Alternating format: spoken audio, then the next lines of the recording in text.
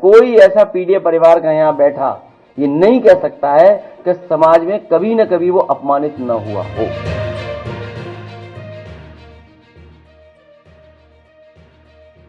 सियासत में कुछ पल ऐसे होते हैं जब शब्द नहीं रणनीति बोलती है, और ऐसे ही एक पल आया उत्तर प्रदेश की राजनीति में जब अखिलेश यादव ने दिल्ली की मुख्यमंत्री रेखा गुप्ता को ऐसा करारा जवाब दिया कि बीजेपी का पूरा नैरेटिव हवा में उड़ गया। बीजेपी की रणनीति सीधी थी, अखिलेश को टोटी चोर जैसे शब्दों में फंसा दो और जनता की धारणा को भटका दो। लेकिन जो बात बीजेपी भूल गई थी वो ये कि अखिलेश यादव अब 2017 वाले नेता नहीं है, ये 2025 का अखिलेश है। पढ़ा लिखा, टेक्नोलॉजी फ्रेंडली, समाजवादी सोच और प्रैक्टिकल मास्टर, और सबसे बड़ी बात, पिछड़ा दलित अल्पसंख्यक यानी पीडीए का ब्रांड एम्बेसडर। इस वीडियो में हम बात करेंगे कि कैसे अखिलेश यादव ने रेखा गुप्ता को एक प्रेस कॉन्फ्रेंस में बिना नाम लिए ऐसा जवाब दिया कि पूरा दिल्ली लखनऊ गलियारा हिल गया। साथ ही हम देखेंगे कि कैसे पीडीए का नारा अब एक राजनीतिक क्रांति में बदल चुका है। सबकी नजर थी इस पर कि समाजवादी नेता क्या जवाब देंगे, लेकिन जो हुआ वो भारतीय राजनीति में एक मिसाल बन गया। अखिलेश यादव ने न जवाब में गुस्सा दिखाया, न कोई व्यक्तिगत टिप्पणी की, बल्कि उन्होंने पीडीए का ऐसा मानवीय पक्ष रखा जिससे न केवल सियासत हिली बल्कि करोड़ों दिलों को उन्होंने जीत लिया। उन्होंने कहा, मैं भी पीडीए का हिस्सा हूँ और शायद इसीलिए मुझ पर ये आरोप लगाए जाते हैं। उनकी टिप्पणियों को सुने। मैं तो कहूंगा कि अगर पूरा वीडियो किसी के पास हो तो थोड़ा समय लगेगा, तब तक वो हम लोग अपलोड कर लें या उसको यूट्यूब से निकाल लें। मैं कहूंगा कि वो जो जहां से अरविंद केजरीवाल जी का शुरू करती हैं वो, क्योंकि ये सुनना जरूरी है। ये कॉन्फिडेंस या इस तरह की भाषा देने के लिए जो कॉन्फिडेंस मिल रहा है वो आखिर कहां से आ रहा है। और मैं आपको बता दूं, हालांकि मेरा आपका कोई संबंध नहीं है, क्योंकि बीजेपी वाले सोचते होंगे कि आपसे मैंने सवाल पूछवाया होगा। हालांकि वो विषय ऐसा नहीं है, लेकिन फिर भी मैं कह सकता हूं, एक अखबार दैनिक जागरण, मैं अपने सभी समाजवादी साथियों से कहूंगा, दैनिक जागरण को पढ़ना बंद कर दें, आप खरीदना बंद कर दें। उनके जितना कारोबार है उससे बिल्कुल अपने आप को जोड़े नहीं, दूर कर लें। अभी सुन लो बेटा, क्योंकि तुम नए हो, और नया मैं इसलिए बोल रहा हूं क्योंकि पत्रकार साथी 8 बजे कोई सो के नहीं उठता। इनको जगाया गया था मेरे घर पहुंचाने के लिए। और एक और व्यक्ति है, अमरोहा का है कि मुरादाबाद का है, पत्रकार साथी जानते होंगे उसका नाम, मैं नाम स्लिप कर रहा हूं। वो दैनिक जागरण, और एक आईएएस अधिकारी अवनीश अवस्थी। मुझे कोई संकोच नहीं है, एक आईएएस अधिकारी अवनीश अवस्थी, उनके इशारे पर, मुख्यमंत्री के इशारे पर, ये जो टर्म आज मुख्यमंत्री यूज कर रही है, जो आप सवाल मेरे से पूछ रहे हो, इस सब ने मिलकर के साजिश रची थी। और ये पीडीए परिवार के लिए कोई नई चीज नहीं है, इनको अपमानित होना ही पड़ता है। कोई ऐसा पीडीए परिवार का यहाँ बैठा ये नहीं कह सकता है कि समाज में कभी न कभी वो अपमानित न हुआ हो। उन्हें अपमानित होना ही पड़ता है। ये हम लोगों की लंबी लड़ाई है, और एक कोई मनु गड़बड़ आए थे, उन्होंने ये व्यवस्था की जिसकी वजह से हमें आज भी अपमानित होना पड़ रहा है।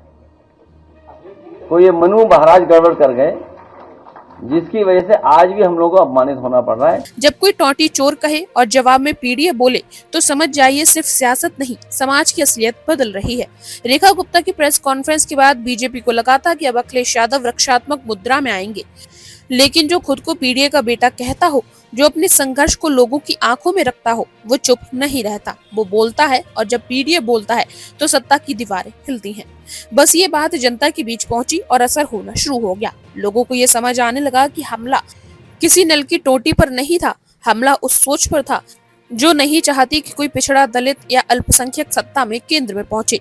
बीजेपी की रणनीति साफ थी, एक हल्के शब्द को लेकर विपक्ष को हास्यास्पद बनाए, लेकिन अखिलेश ने उस शब्द को ऐसा मोड़ा कि वह सत्ता संरचना में भेदभाव और मिसाल बन गया, पीडीए का नया विमर्श बन गया। यही लाइन वोटर के दिलों में उतर गई। पीडीए समुदाय को पहली बार लगा कि उनके दर्द की सार्वजनिक अभिव्यक्ति हुई है। उन्हें लगा ये सिर्फ एक नल की टोटी नहीं बल्कि उनकी गरिमा का सवाल है, और यही राजनीति की असली विजय है। उनकी टिप्पणियों को सुने।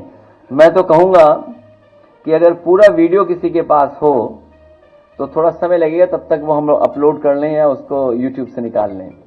मैं कहूंगा कि वो जो जहां से अरविंद केजरीवाल जी का शुरू करती हैं वो, क्योंकि ये सुनना जरूरी है। ये कॉन्फिडेंस या इस तरह की भाषा देने के लिए जो कॉन्फिडेंस मिल रहा है वो आखिर कहां से आ रहा है। और मैं आपको बता दूं, हालांकि मेरा आपका कोई संबंध नहीं है, क्योंकि बीजेपी वाले सोचते होंगे कि आपसे मैंने सवाल पूछवाया होगा। हालांकि वो विषय ऐसा नहीं है, लेकिन फिर भी मैं कह सकता हूं, एक अखबार दैनिक जागरण, मैं अपने सभी समाजवादी साथियों से कहूंगा, दैनिक जागरण को पढ़ना बंद कर दें, आप खरीदना बंद कर दें। उनके जितना कारोबार है उससे बिल्कुल अपने आप को जोड़े नहीं, दूर कर लें। अभी सुन लो बेटा, क्योंकि तुम नए हो, और नया मैं इसलिए बोल रहा हूं क्योंकि पत्रकार साथी 8 बजे कोई सो के नहीं उठता। इनको जगाया गया था मेरे घर पहुंचाने के लिए। और एक और व्यक्ति है, अमरोहा का है कि मुरादाबाद का है, पत्रकार साथी जानते होंगे उसका नाम, मैं नाम स्लिप कर रहा हूं। वो दैनिक जागरण, और एक IAS अधिकारी अवनीश अवस्थी। मुझे कोई संकोच नहीं है, एक IAS अधिकारी अवनीश अवस्थी, उनके इशारे पर, मुख्यमंत्री के इशारे पर, ये जो टर्म आज मुख्यमंत्री यूज कर रही है, जो आप सवाल मेरे से पूछ रहे हो, इस सब ने मिलकर के साजिश रची थी। और ये पीडीए परिवार के लिए कोई नई चीज नहीं है, इनको अपमानित होना ही पड़ता है। कोई ऐसा पीडीए परिवार का यहां बैठा ये नहीं कह सकता है कि समाज में कभी न कभी वो अपमानित न हुआ हो। उन्हें अपमानित होना ही पड़ता है। ये हम लोगों की लंबी लड़ाई है। और एक कोई मनु गड़बड़ आए थे, उन्होंने ये व्यवस्था की जिसकी वजह से हमें आज भी अपमानित होना पड़ रहा है। कोई ये मनु महाराज गड़बड़ कर गए जिसकी वजह से आज भी हम लोगों को अपमानित होना पड़ रहा है।